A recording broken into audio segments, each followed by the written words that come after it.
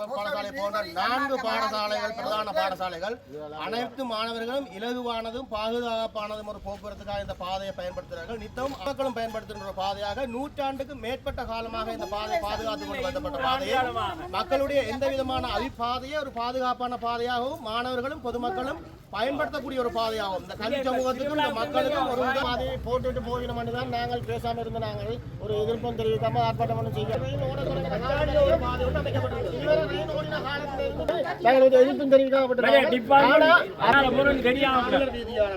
அரசடி வீதியாலும் ஆனா 2 வீதியுமே வந்து ஒரு பிரியாட்டியிடப்பட்டு அது அந்த பக்கம் தண்டவாளங்கள் போடப்பட்டு கல்லிகள் உச்செல்லாத வகையிலே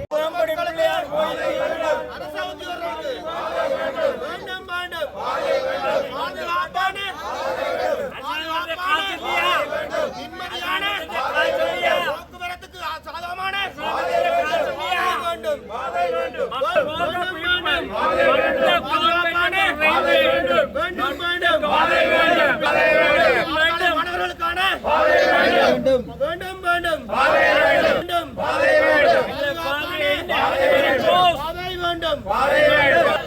யூரோப்பிய காலத்தில் இருந்து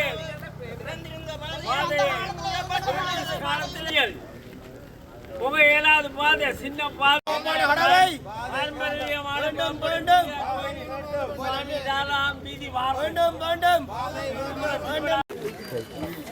சரியா? அனைவருக்கும் வணக்கம். இந்த மக்கள் சார்பாக எங்களுடைய வேண்டுகோள் என்னவென்று சொன்னால், நூற்றாண்டு காலமாக பழமை வாய்ந்த பாதுகாப்பான ஒரு பாதையாக இருந்த ரயில்வே புறநிலை பாதை தற்சமயம் 4 பிரதான பாடசாலைகளின் போக்குவரத்து பாதைகளாகவும் அரச உத்தியோகத்தர்களின் பிரதான போக்குவரத்து பாதைகளாகவும் பொதுமக்களின் இலகு போக்குவரத்து பாதையாகவும் இருந்து வந்த காரணத்தால் இந்த பாதையினை நாங்கள் தொடர்ச்சியாக பாய்த்து வந்த நிலையிலே ரயில்வே டிபார்ட்மெண்ட் இந்த மக்களுடைய எந்த விதமான ஒரு இணக்கப்பாடும் இல்லாமல் கலந்துரையாடலும் இல்லாமல் இந்த பாதையை மூடியிருக்கிறது. ஏற்கனவே இந்த ரயில்வே கடவை இருந்ததற்கான ஆதாரங்களாக இந்த ரயில்வே கடையின் இருபுறங்களும் உருக்கு அச்சினால் இடப்பட்ட ரயில்வே சம்பந்தமான எச்சரிக்கை பாதைகளும் இடப்பட்டிருந்தது.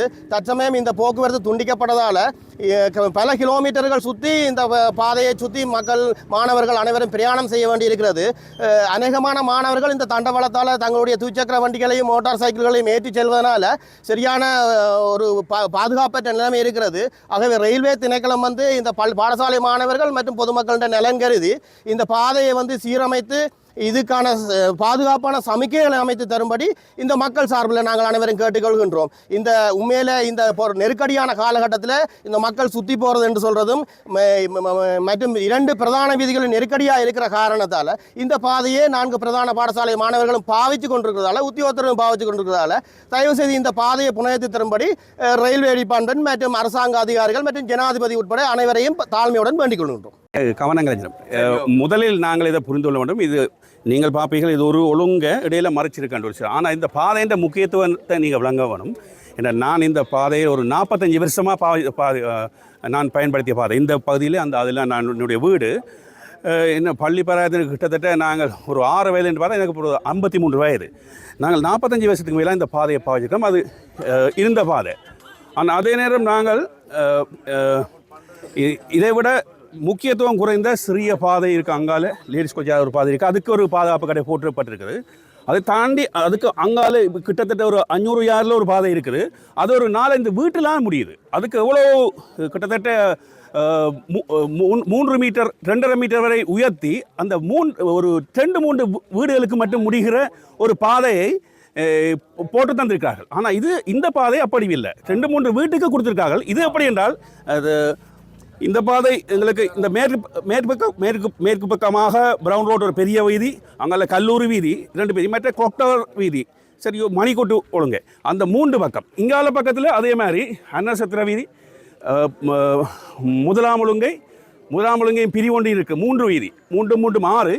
இந்த பக்கத்திலே ஒரு வீதி, இந்த பக்கத்திலே 3 வீதி, எல்லாக 9 வீதிகளுடைய மக்கள் இதாலே போக்குவரத்தை பாவிக்காது. ஏனென்றால் இது ஒரு ஷார்ட்கட்டாக இருக்கிறது.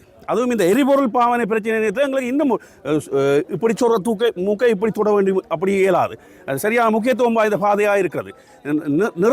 நிறைய குடும்பங்கள் அதே நேரம் தூரடைந்து வருவர்கள் கூட டிராஃபிக்கை குறைப்பதற்காக, விபத்துகளை குறைப்பதற்காக இந்த பாதையை பயன்படுத்தி வந்திருக்கார்கள் கிட்டத்தட்ட 45 வருடமாக.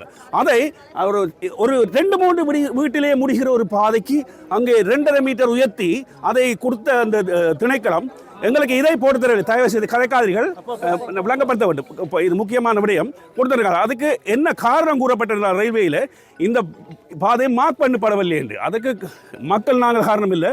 எங்களுக்கு இந்த பகுதி விதானே இருந்தார். அவர் முதல் முறை மார்க் பண்ணல. அவர்கிட்ட சொன்னோம் மார்க் பண்ணணும். அவர் 2ஆம் தடவை மார்க் பண்ணல, 3ஆம் தடவை சொன்னார்கள் மார்க் பண்ணுவோம். அவர் மார்க் பண்ணாமல் போயிட்டார். அவர் மார்க் பண்ணால்தான் அது பிழையாம். ஒரு விதான கிராம நிலதாரி, ஒரு அரசு அதிகாரி விட்ட பிழைக்கு இவ்வளவு மக்களும் பாதிக்கப்பட வேண்டுமா?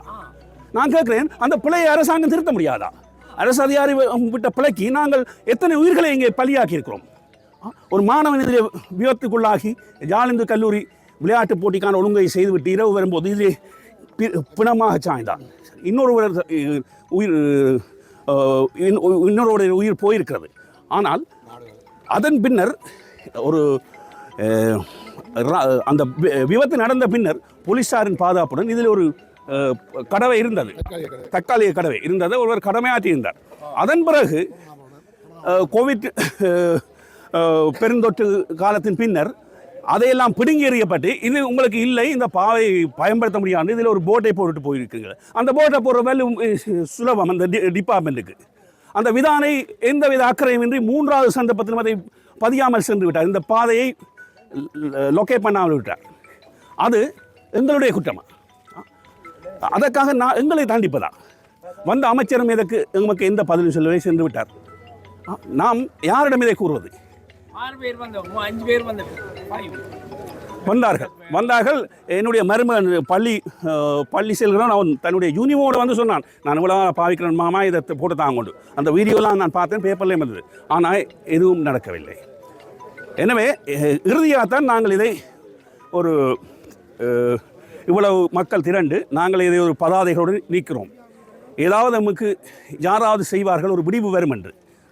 எனவே தயவு செய்து 9 வீதிகள் சந்தித்து போக்குவரத்தை பாதுகாப்பாகவும் டிராஃபிக்கை குறைப்பதற்காகவும் நாங்கள் பயணம் மேற்கொண்ட இந்த பாதையை மீண்டும் பாதுகாப்பான பாதையாக போட்டு தரும்படி கேட்கிறோம். அது அவர்கள் இன்றைக்கு இந்த பகுதி மக்களால் நடாத்தப்படுகின்ற இந்த போராட்டம் இன்று மட்டும் நடத்தப்பட்ட போராட்டங்கள் அல்ல.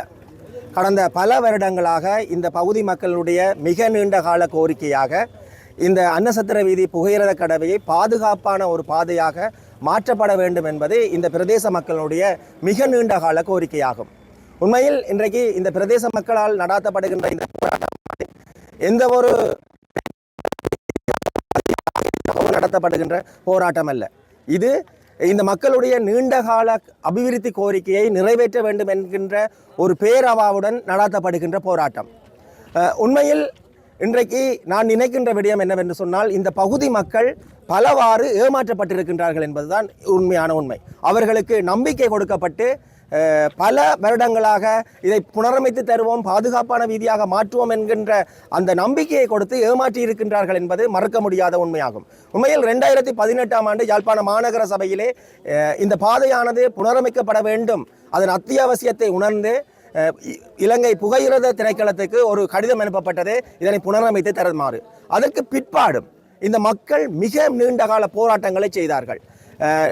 யாழ்ப்பாணம் இந்து கல்லூரியிலே நடைபெற்ற நடமாடும் சேவையிலே இந்த பகுதி மக்கள் பல ஆவணங்களுடன் சென்று அந்த பகுதியிலே புகையிரத திணைக்களத்துடன் பல ஆவணங்களை கொடுத்து சுட்டிக்காட்டியிருந்தார்கள். அதற்கு பிற்பாடு இங்கு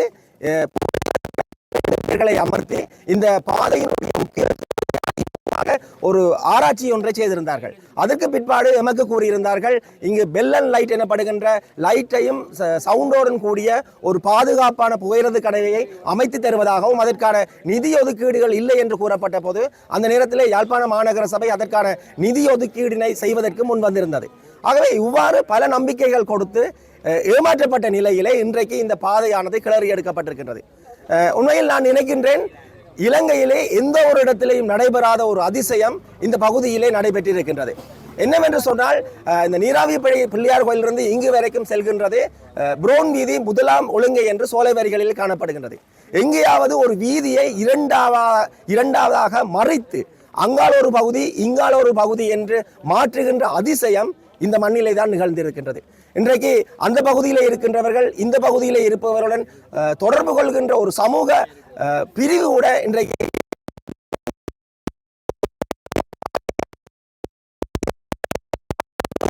இங்கு உண்மையை ஒழிய. ஆனால் ஒரு பிரதேசத்தினுடைய அபிவிருத்தி என்பது அந்த மக்களுடைய பாதுகாப்பு கருதி, அந்த மக்களுடைய மனம் கருதி அந்த பாதையை அமைத்து கொடுப்பதுதான் அந்த பிரதேசத்தினுடைய அபிவிருத்தியை ஒழிய, அந்த பிரதேச மக்களினுடைய விருப்பத்திற்கு எதிராக அந்த பாதையை மறைப்பது என்பது ஒரு பிரதேசத்துக்குரிய அபிவிருத்தி ஆகாது. இரண்டாவது விடயம், இலங்கை புகையிரத திணைக்களம் ஒரு விடயத்தை கூறியிருந்தது, இந்த வீதியினையும் காப்பட் வீதியாக மாற்றி தருகின்றோம், இது ஒரு இணைப்பு வீதியாக இருக்கும் என்று. ஆனால் அந்த காப்பட் வீதியாக யாழ்ப்பாணம் மாநகர சபை அதை அமைக்க வந்த பொழுது அது புகையிரத திணைக்களத்துக்கு சொந்தமான வீதி, அதனை காப்பட் வீதியாக மாற்றுவதற்கு நாங்கள் அனுமதி தர மாட்டோம் என்று வந்த பணத்தினையும் திரும்பி போவதற்கு அனுமதி அளித்து விட்டது. அதற்கு பிற்பாடு இந்த வீதி யாழ்ப்பாணம் மாநகர சபையினுடைய நிதியிலே போடப்பட்டது. இந்த வீதியை போடுகின்ற பொழுதுதோட இந்த வீதியை போட்டவர்கள் இலங்கை போலீசாரினால் கைது செய்யப்பட்ட நிலை கூட இருக்கின்றது. இந்த வீதிக்கு இங்கால் பக்கம் இருக்கின்ற வீதியை அவர்கள் போடாமலே தடை செய்திருந்தார்கள். அதற்கு பிற்பாடு இந்த பிரதேச மக்கள்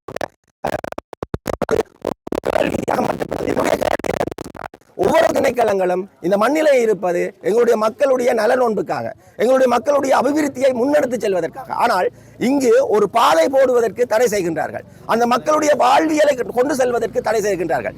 இவ்வாறு தடை செய்கின்ற இலங்கை புகையிரத போக்குவரத்து திணைக்களம் தான் இன்றைக்கு நாவக்குழியிலே தன்னுடைய காணியிலே ஒரு பௌத்த விகாரையை கட்டியிருப்பதற்கு அனுமதி கொடுத்திருக்கிறது.